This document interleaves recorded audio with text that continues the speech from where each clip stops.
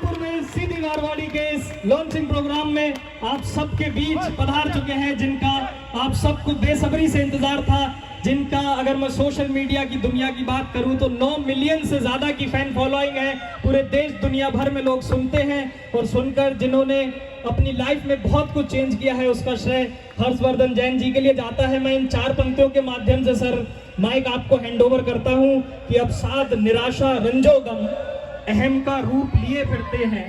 अवसाद निराशा रंजोगम अहम का रूप लिए फिरते हैं।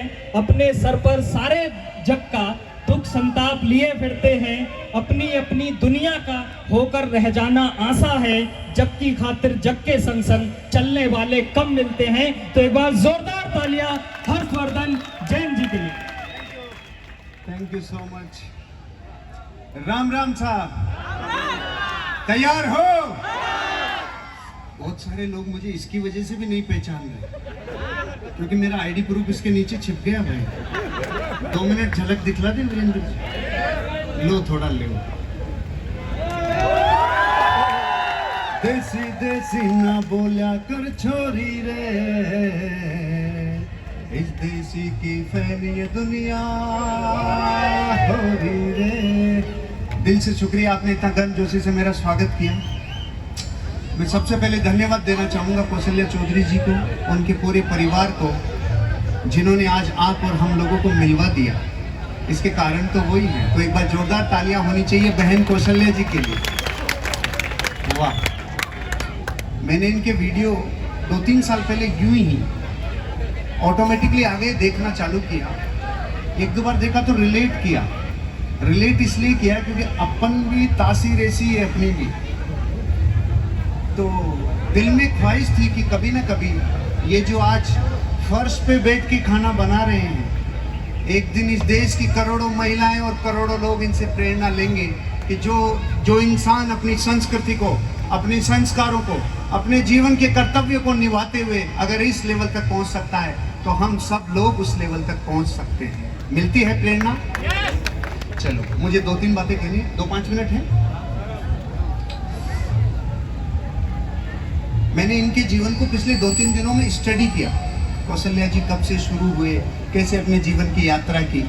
तो उस यात्रा से मुझे एक चीज समझ में आई, जिस इंसान ने अपने जीवन को गहरे अनुभव से सींचा हो और हर अनुभव को अपने जीवन पे अप्लाई किया हो और आगे का रास्ता बनाया हो, ऐसे इंसान का जीवन सफल है।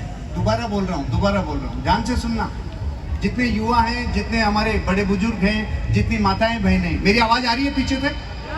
मैं दिख रहा हूं ना?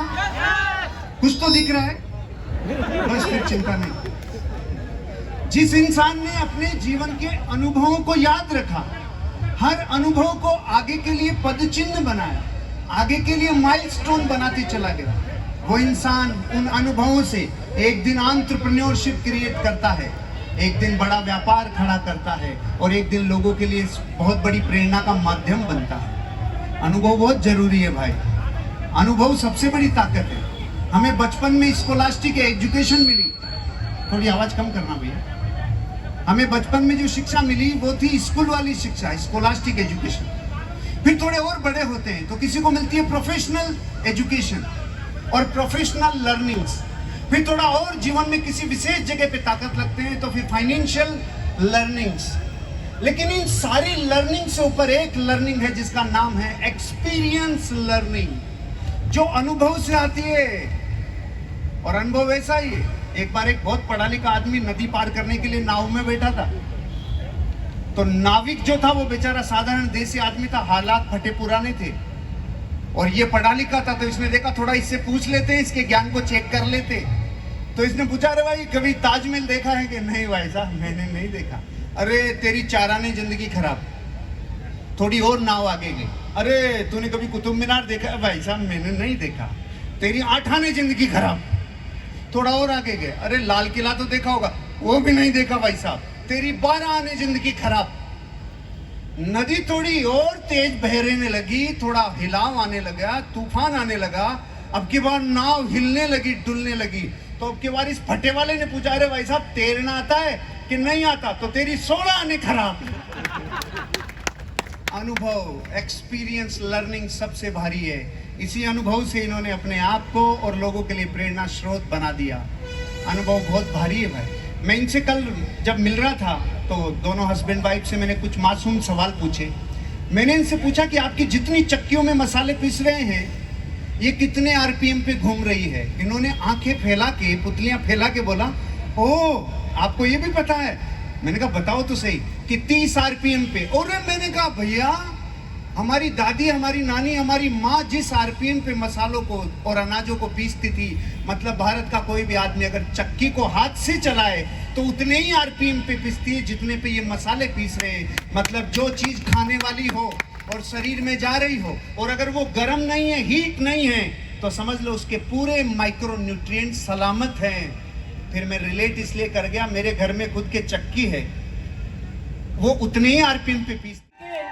पूरी दुनिया में 30 मिलियन से ज्यादा फॉलोअर्स हैं जो सर को सुनते हैं। 3 करोड़ से ज्यादा लोग सर के पद चिन्हों पर चलने का काम करते हैं। मैं इन 4 पंक्तियों के माध्यम से सर को आवाज देता हूँ कि शान से कूचा कातिल की तरफ जाता हूँ, मेरी आदत है कि मुश्किल की तरफ जाता हूँ, मैं वो रास्ता हूँ जिसे लोग चुने न चुने, इतना मालूम है कि मंजिल की तरफ जाता हूँ। एक बार जोरदार तालियां हो जाए सोनू शर्मा जी के लिए।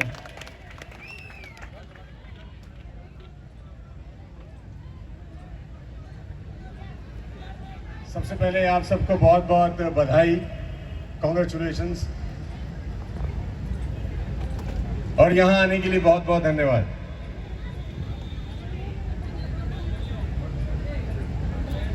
सबसे बड़ी बधाई तो वीरेंद्र जी को और कौशल्या जी को है आज कि उन्होंने इतना बड़ा कारनामा कर दिया है, तो तालियां इनके लिए बजानी चाहिए आप।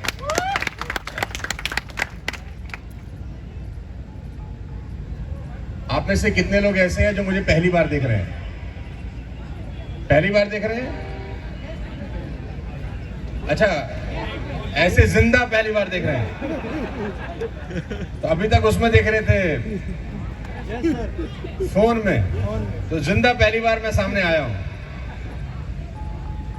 तो मैं आपको इतना ही बोलना चाहता हूं, आज बहुत अच्छा दिन है। आपके राजस्थान से ही एक महिला आज पूरे देश में जानी जा रही हैं।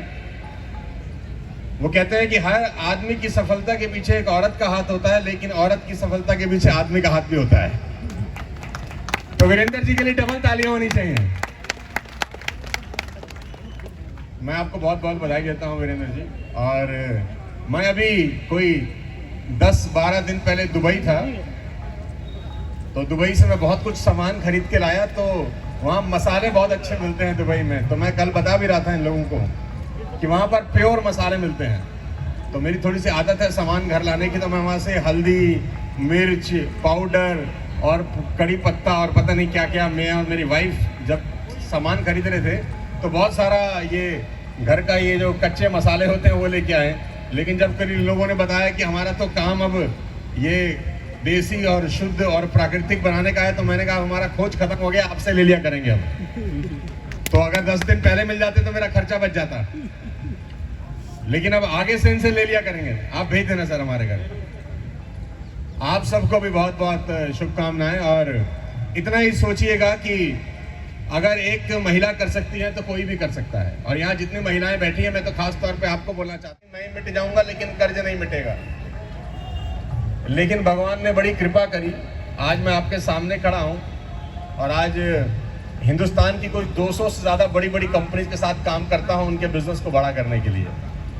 तो मेरा एग्जाम्पल भी आपके सामने है और बहुत सारे एग्जाम्पल्स आपके सामने हैं। आप सबको इतना ही बोलना चाहता हूँ, जितने भी लोग यहाँ आए हैं मेरी बात सुन रहे हैं, एक गलती कभी जिंदगी में मत करना, और वो अधिकांश मध्यम वर्गीय परिवार के लोग करते हैं। आप मत करना, मेरी आपसे हाथ जोड़ के विनती है। जीवन में कुछ भी कर लेना ये मत करना, और वो गलती ये है कि जिंदगी में छोटा मत सोचना बस, और बड़ा सोचने के इस देश में कोई पैसे नहीं लगते। ऐसा नहीं होगा कि आप बड़ा सोचेंगे आपको कोड़े मारे जाएंगे कि तूने बड़ा कैसे सोच लिया। ऐसा नहीं होगा कि आप बड़ा सोचेंगे आपको जेल हो जाएगी। ऐसा भी नहीं होगा कि आप बड़ा सोचेंगे आपके बैंक अकाउंट से पैसे गायब हो जाएंगे। आप बड़ा सोचिएगा, होगा नहीं होगा वो कुदरत पे छोड़ दीजिए, लेकिन कम से कम पहला कदम उठाइए, बड़ा सोचिए। आपके सामने वीरेंद्र जी हैं, कौशल्या जी हैं, जिन्होंने बड़ा सोचा और आज इतना बड़ा हुजूम खड़ा कर दिया। मेरी बहुत बहुत बधाई आप सबको है। आज का दिन आप